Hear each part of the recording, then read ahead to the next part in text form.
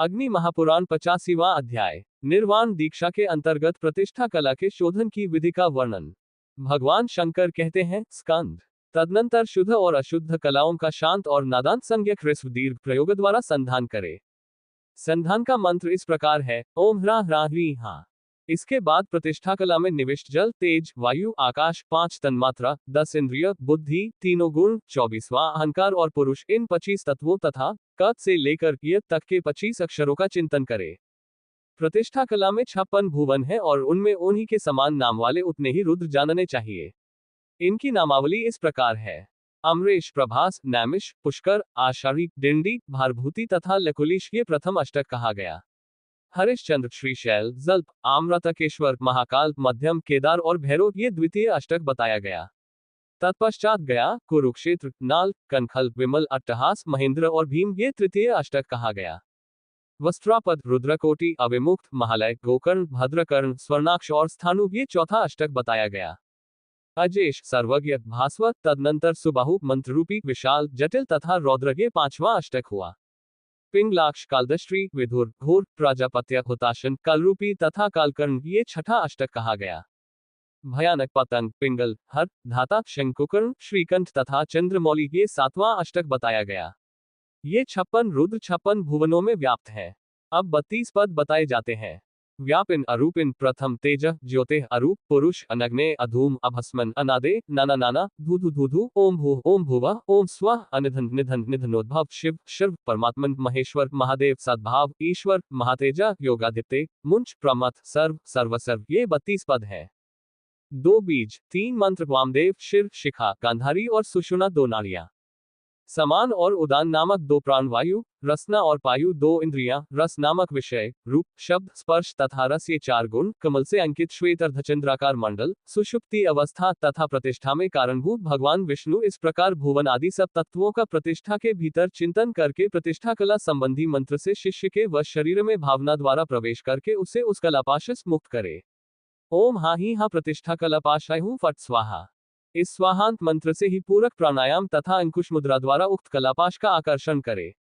तत्पश्चात ओम हूं हा ही हा हूं प्रतिष्ठा कलापाशाय हूं फट, इस मंत्र से संहार मुद्रा और कुंभक प्राणायाम द्वारा उसे हृदय के नीचे नाड़ी सूत्र से लेकर ओम हूं ही हा प्रतिष्ठा कलापाशाय नमः, इस मंत्र से उद्भव मुद्रा तथा रेचक प्राणायाम द्वारा कुंड में स्थापित करे।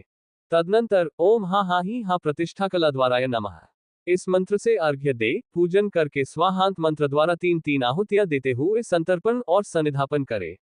इसके बाद ओम हा विष्णुवे नमः, इस मंत्र से विष्णु का आवाहन, पूजन और संतर्पण करके निम्नांकित प्रार्थना करे, विष्णु, आपके अधिकार में मैं मुमुक्षु शिष्य को दीक्षा दे रहा हूं, आप सदा अनुकूल रहें। इस प्रकार विष्णु भगवान से निवेदन करे। तत्पश्चात वागीश्वरी देवी और वागीश्वर देवता का पूर्ववत आवाहन, पूजन और तर्पण करके शिष्य की छाती में ताड़न करे।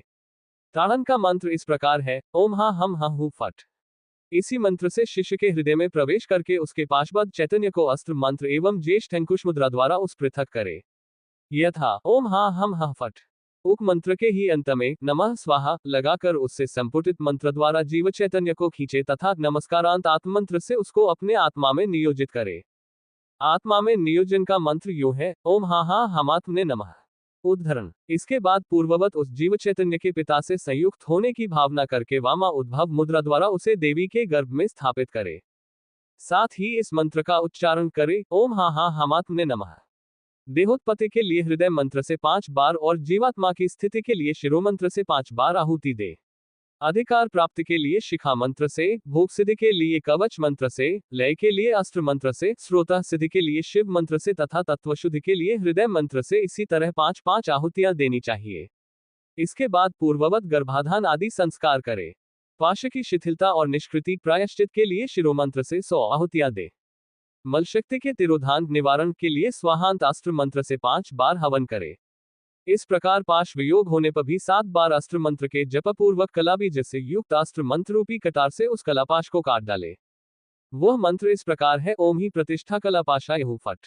तदनंतर पाश शस्त्र से उस पाश को मसल कर वर्तुलाकार बनाकर पूर्ववत घृतपूर्ण सुवा में रख दे और कला शस्त्र से ही उसकी आहुति दे दे।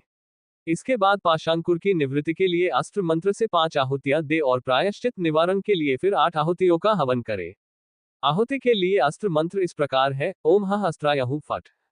इसके बाद हृदय मंत्र से भगवान ऋषिकेश का आवाहन करके पूर्वोक्त विधि से उनका पूजन और तर्पण करने के पश्चात अधिकार समर्पण करे।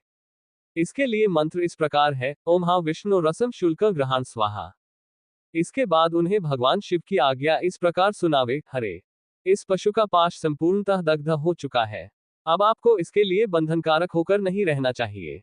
शिवाज्ञा सुनाने के बाद रौद्री नाड़ी द्वारा गोविंद का विसर्जन करके राहुमुक्त आधे भाग वाले चंद्रमंडल के समान आत्मा को नियोजित करे। संहार मुद्रा द्वारा उसे आत्मस्थ करके उद्भव मुद्रा द्वारा सूत्र में उसकी संयोजना करे।